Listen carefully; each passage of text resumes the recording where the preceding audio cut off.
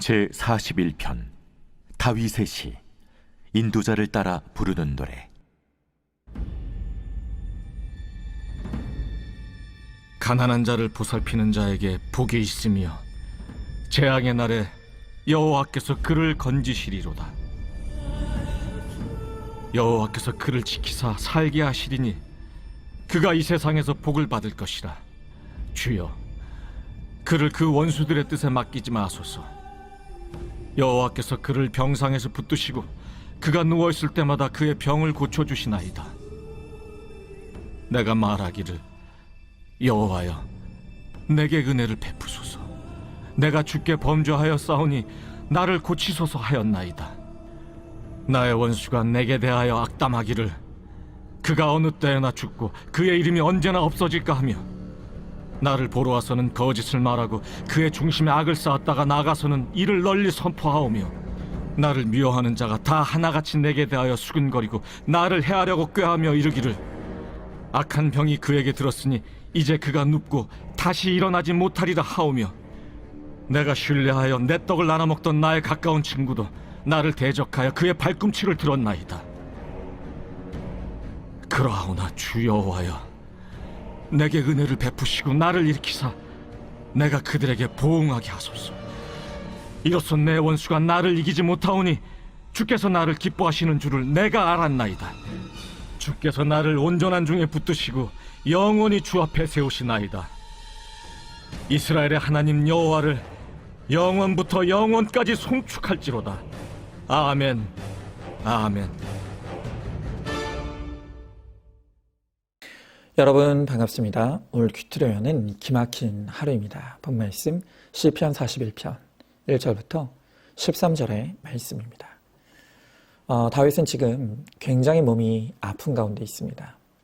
어쩌면 이러다 내가 죽을 수도 있겠구나 할 정도로 몸과 마음이 매우 쇠약해져 있습니다. 자, 그런데 다윗이 이렇게 어려운 상황 가운데 있다 보니까 너무나 소중한 진리 하나를 깨닫게 되었습니다. 자, 다윗이 어려움 중에 깨달은 그 소중한 진리가 무엇입니까? 먼저 첫 번째로, 사람은 은혜롭지 않습니다. 자, 우리가 어려운 일을 닥치면요, 아무리 믿음이 좋아도 당장 하나님은 보이지 않으시고 사람이 눈앞에 보이니까 쉽게 사람에게 은혜를 구하게 됩니다. 그래서 가족에게, 친구에게, 교우에게 사방팔방으로 도움을 요청하죠. 자, 그러나 우리가 반드시 명심해야 합니다. 사람에게는 우리가 바라는 그 은혜가 없습니다. 그래서 항상 사람에게 실패하게 되고 좌절하고 상처받고 분노하게 되는 것이죠. 여러분, 그래도 우리가 적당히 어렵고 적당히 힘들 때는 아직 내 옆에 있어줄 사람이 있습니다. 그러나 정작 내가 완전히 물질적으로 파산하고 건강이 무너지고 절망하고 낙심할 일이 생겼을 때, 그때 내 옆에서 나를 진심으로 돕고 위로하고 함께 해줄 사람이 없다는 것을 우리가 알게 되는 것입니다. 여러분, 오늘 시편을 보면요, 다윗도 어려움이 찾아왔을 때 처음에는 사람을 찾고 의지했던 것 같습니다. 자, 그런데 5절부터 9절의 말씀을 보면요, 오히려 다윗은 사람으로 인해 굉장한 실망과 상처를 겪게 되었던 것을 알 수 있습니다. 평소에는 내 편인 줄 알았습니다. 내 친구인 줄 알았습니다.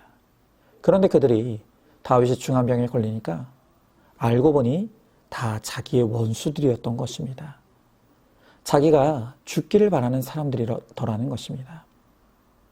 그래서 오늘 6절, 7절에 보니까 다윗이 힘이 있을 때는 아부하던 자들이 병이 들게 되자 자신을 미워했던 마음을 드러내었다고 합니다. 또 8절에 보면 그들이 병든 다윗을 향해 다시는 일어나지 못할 것이라고 수군거렸다고 하죠. 그리고 9절에 보니까 내가 믿는 나의 소꿉동무, 나와 한 상에서 밥을 먹던 친구들조차 내게 발길질을 하려고 뒤꿈치를 들었다고 말하고 있습니다. 자, 여러분, 이게 사람입니다. 우리가 정말 은혜가 필요할 때 명심해야 될 것은 사람에게 은혜를 구하려고 하면 안 된다는 것입니다. 그러나 그들이 고통 중에 있는 나에게 은혜를 주지 않는다고 해서 그들을 비난하고 욕할 수는 없습니다. 왜냐하면 나도 똑같기 때문입니다. 우리가 다 100% 죄인입니다. 그래서 우리는 기본적으로 자기중심적이고 이기적인 것이 우리의 본성일 수밖에 없습니다. 그렇기 때문에 사람은 근본적으로 다른 사람에게 은혜로울 수가 없습니다. 저는요, 20대 때 결혼할 나이가 가까울수록 결혼에 대한 기대보다는 두려움이 점점 커졌습니다. 더 자세히 표현하면 저는 결혼하여 다른 사람을 받아들이고 평생 함께할 자신이 없었습니다. 제가 이렇게 결혼이 두렵고 자신이 없었던 가장 큰 이유는요, 저는 제 자신이 너무나 이기적인 사람이라는 것을 너무 잘 알고 있었기 때문입니다. 제가 누군가와 크게 다툰 적이 많지는 않습니다. 그런데 제 신학 대학 시절 기숙사에서 같은 방을 쓰고 있었던 제 후배에게 아주 크게 화를 낸 적이 있었습니다. 그런데 그 이유가 지금 생각해봐도 너무 어이가 없는 것이었습니다. 그래도 지금은 많이 좋아졌지만 그때만 해도 제가 제일 싫어하는 것 중에 하나가 남이 저의 물건을 허락 없이 손을 대거나 함부로 쓰는 것을 정말 싫어했습니다. 그런데 저와 기숙사 같은 방을 쓰던 그 후배는 성격이 굉장히 무던하고요. 네 것 내 것 개념이 없는 친구였습니다. 그래서 자기 것도 다 남에게 쓰게 하고 남의 것도 자기 것처럼 쓰는 그런 친구였습니다. 그런데 그런 후배의 성향이 저에게 점점 스트레스가 되었습니다. 별로 대단한 것이 아니라서 말하기도 뭐한 그런 거 있지 않습니까? 가령 샤워를 하러 가면 한 번씩 제 비누를 쓴다든지 제 샴푸를 쓰는 뭐 그런 건 말이죠. 그리고 이 친구는요, 돈을 빌려도 많이 안 빌립니다. 500원, 1000원 이렇게 빌리고 안 갚습니다. 그러니 이걸 뭐 달라고 하기도 뭐하고.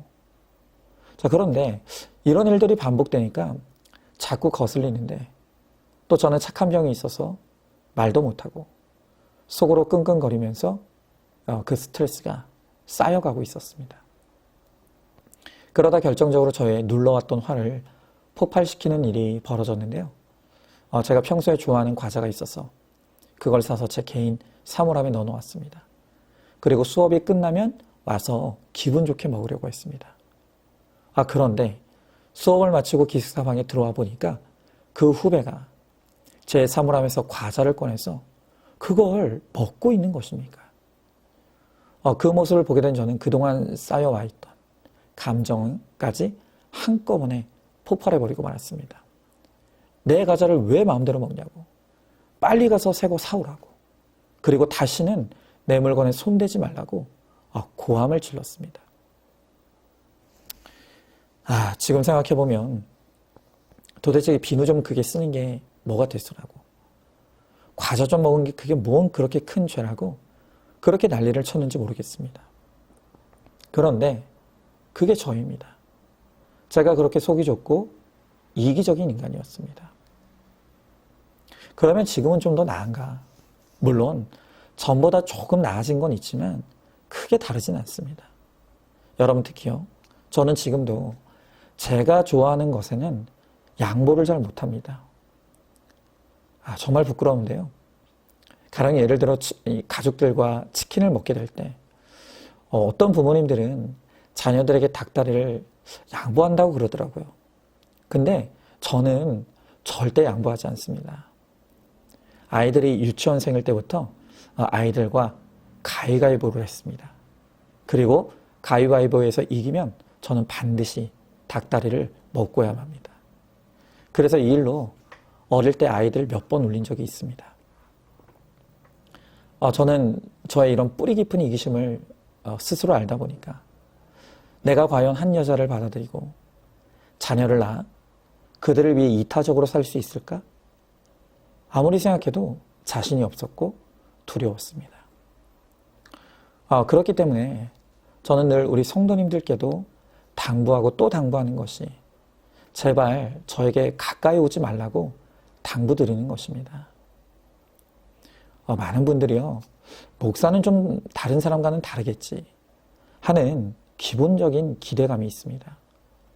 저는 아무리 아니라고, 저도 똑같은 인간이고 똑같은 죄인이라고 말씀드려도 어떤 분은 참 목사님이 겸손하다고 칭찬까지 해가면서 안 믿는 분들이 있습니다.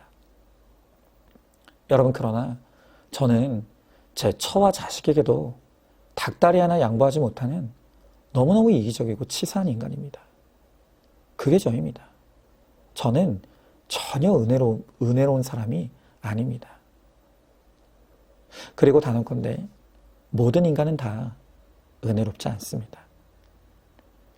그래서 사람에게 은혜를 구하려고 하면 할수록, 사람에게 기대하면 할수록 돌아오는 것은 실망과 상처뿐이라는 것을 우리는 알아야 합니다. 그러므로 사람은 절대로 기대와 믿음의 대상이 아니라는 것, 그것이 오늘 다윗이 깨달은 너무나 소중한 진리인 것입니다. 자, 한번 질문해 봅니다. 사람에게 크게 실망한 적이 있습니까?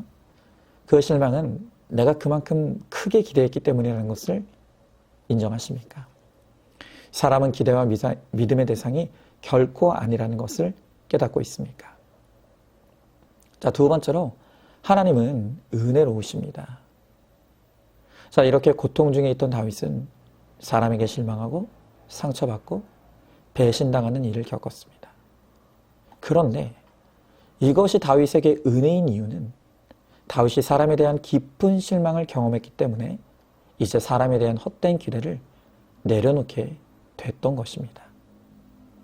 그리고 이제 다윗은 오로지 하나님의 은혜만을 구합니다. 자, 오늘 4절에서 다윗은 여호와여 내게 은혜를 베푸소서 부르짖습니다. 또 10절에서도 주 여호와여 내게 은혜를 베푸시고 라고 부르짖습니다. 이제 다윗은 사람에게 은혜 받기를 기대하지 아니하고 오직 하나님의 은혜만을 구하고 부르짖고 있는 것입니다. 그래서 이 시편 41편을 보면요, 주님이라는 표현이 11번이나 반복해서 나옵니다. 그러니까 다윗은 끊임없이 주님만 바라보았습니다. 하나님의 은혜만 구했고 그 은혜로 사는 인생이었습니다. 여러분, 제가 앞서 말씀드렸던 것처럼 저는 뼛속까지 치사하고 이기적입니다. 그래서 결혼을 두려워했던 저였는데, 그랬던 제가 이제 결혼한 지도 만 12년이 넘어가고 있습니다. 저만 중요하고 제 것만 챙기던 치사하고 이기적인 제가 이 12년의 시간 동안 가정을 이루고 제 아내와 자녀들과 함께 어우러져 살 수 있었던 것은 제 성품과 노력으로 된 것이 아니라 오로지 하나님의 은혜였습니다. 하나님은 은혜로 저에게 구속사의 복음을 듣게 하셨습니다. 그리고 그 복음으로 자기중심적이고 이기적인 저의 민낯을 낱낱이 보게 하셨습니다. 또 가정의 목적이 행복이 아니라 거룩이라는 것을 깨우쳐 주셨고 12년의 시간 동안 끊임없이 말씀으로 저의 이기심을 잘라내게 하셨습니다. 여러분, 그 하나님의 은혜가 아니었다면 저희 가정도 지금쯤 어떻게 되었을지 모를 일입니다. 오직 하나님의 은혜로 남편 노릇, 아비 노릇, 가장 노릇을 조금이라도 감당할 수 있게 되었습니다. 그렇기 때문에 앞으로의 저의 인생도 저는 제 자신에 대해서는 아무것도 기대하는 것이 없습니다. 저는 전에도 그랬고 지금도 그렇고 앞으로도 저는 저를 믿지 않습니다. 제가 믿는 것은 오로직 하나님의 은혜뿐입니다. 그 은혜만을 간절히 구할 뿐입니다. 여러분도 마찬가지입니다. 여러분이 믿을 것도 오직 하나님의 은혜밖에 없습니다. 그 하나님의 은혜가 나를 죄에서 구원하십니다. 그 하나님의 은혜가 나의 고난과 고통 가운데서 구원해 주십니다. 그러므로 우리도 다윗처럼 오직 하나님께만 나의 기대와 믿음을 두고 주를 향해 여호와여 내게 은혜를 베푸소서, 내게 은혜를 베푸소서 부르짖으시기 바랍니다. 나를 죄에서 구원해달라고, 나를 깊은 상처와 사연에서 꺼내달라고, 또 고난 중에 있는 내게 은혜를 베풀어 달라고 간절히 부르짖으시기 바랍니다. 그리하여 주의 풍성한 은혜를 누리고 내가 누리는 은혜가 흘러넘쳐 내 가족과 부모와 형제 그리고 이웃들에게도 흘려보내 구원의 사명을 감당하는 저와 여러분 우리 모두가 될 수 있기를 간절히 소망합니다. 자, 오늘도 5월 31일 보석상자입니다. 자녀가 이성교제를 시작했다면 신앙 공동체 안에서 부모와 지도자와 의논하면서 교제할 수 있도록 권면하십시오. 무엇보다 하나님의 말씀으로 마음과 생각을 채워주어야 합니다. 그것이 자녀를 지킬 수 있는 최선의 방법입니다. 우리 함께 기도하겠습니다. 주님, 저는 은혜가 없는 인간입니다. 제 자신을 돌아볼 때 너무 이기적이고 자기중심적이기에 저는 결혼하는 것이 두려웠고 그것이 무서웠기까지 했었습니다. 그러나 뼛속까지 이기적인 저를 주님께서 복음으로 만나주시고 끊임없이 저의 이기심을 잘라내는 회개를 이루게 하심으로 제가 그나마 하나님의 은혜로 남편 노릇하고 아비 노릇하고 가장 노릇하며 살아갈 수 있게 되었습니다. 이것은 저의 성품이 아닌 저의 노력과 의지가 아닌 하나님의 은혜의 열매입니다. 주님, 그렇기에 오늘도 나를 의지하지 않습니다. 내게 은혜를 베풀어 주신 하나님만 기대하고 하나님만 소망합니다. 주여, 내게 은혜를 베풀어 주시옵소서. 그래야 저의 일생 동안 주님이 주시는 은혜의 힘으로 회개하며 거룩하여지고 그래서 저에게 맡겨주신 가정의 사명 또 교회의 사명을 잘 감당하여서 오직 주님께 영광 돌리며 사람 살리는 구원의 사명을 감당할 수 있게 하여 주시옵소서. 그리고 사랑하는 모든 성도들도 저와 동일하게 하나님의 은혜를 구하고 그 은혜 속에 살아감으로 그 은혜를 나누며 구원을 이루어가는 우리 모두가 되게 하여 주시옵소서. 믿사오며 사랑이 많으신 우리 예수님 이름 받들어 기도드리옵나이다. 아멘. 오늘도 큐티로 기막힌 하루를 살아내는 하늘가족 공동체 우리 모든 성도님 되시기를 주님의 이름으로 축복합니다.